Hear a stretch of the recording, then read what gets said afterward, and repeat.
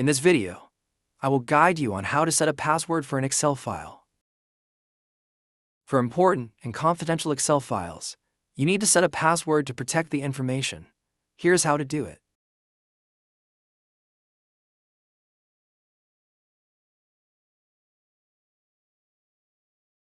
First, click on the File tab in the toolbar, then select Info.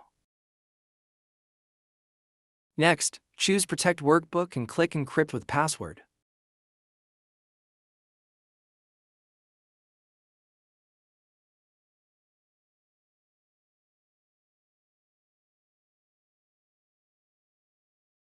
An Encrypt document window will appear, asking you to enter a password.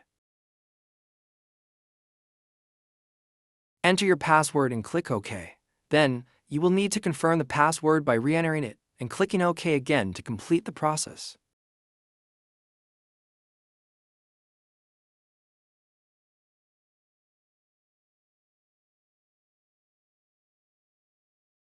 Your Excel file is now password protected. Save the file and close the window.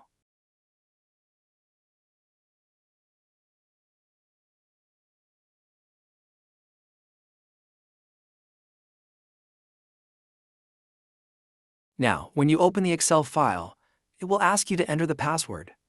Make sure to input the correct password you set to access the file.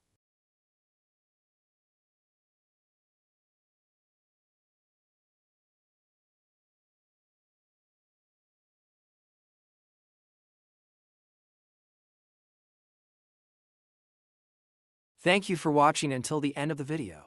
If you found today's guide helpful, don't forget to hit like to support the channel and subscribe so you don't miss out on our latest and most exciting videos.